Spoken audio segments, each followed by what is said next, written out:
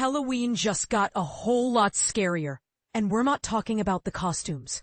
VHS's Halloween 2025 is here to prove that found footage horror still has plenty of tricks and treats up its sleeve.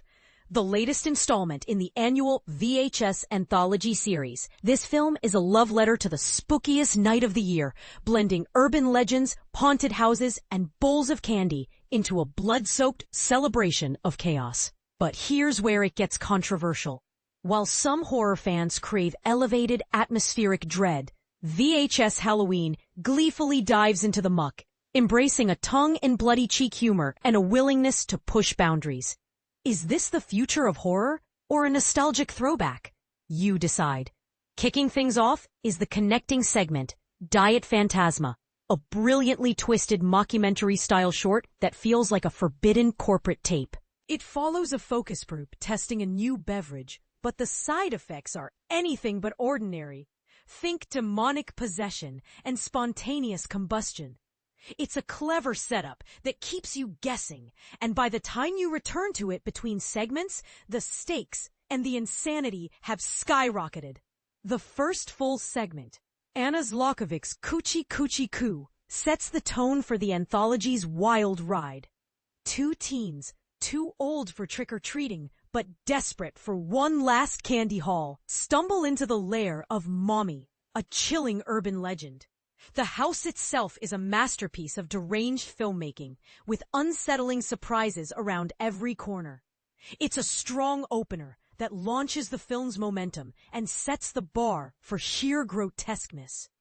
Next up is Paco Plaza's Supra Infra, a visually stunning entry from the director of Rec. Plaza bends the rules of found footage, cutting between a police investigation and the night of a brutal massacre. While some might call it cheating, his mastery of visual storytelling shines in the final jaw-dropping shots of carnage. But is it too polished for the VHS aesthetic? That's up for debate. Casper Kelly's Fun Size is the segment that will have everyone talking. Instead of relying on atmospheric dread, Kelly delivers a wildly comedic take on Halloween horror. A group of partygoers in generic costumes discovers a giant bowl of candy with a "Take One" sign and promptly ignores it. What follows is a visually inventive, candy-coated nightmare where body parts are turned into chocolate treats. It's bright, bold, and utterly unhinged, proving that horror doesn't always need to be dark and gritty. Kidprint, directed by Alex Ross Perry, takes a darker turn. A Photoshop worker records kids around Halloween in case they go missing.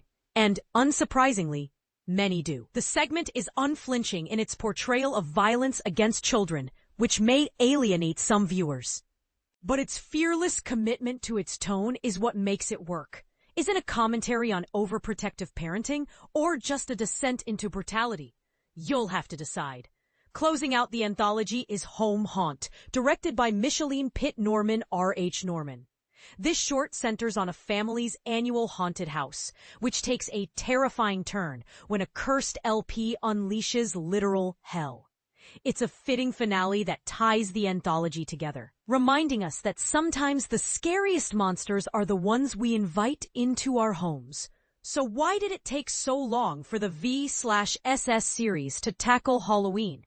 Perhaps they were avoiding comparisons to classics like Trick or Treat or Tales of Halloween.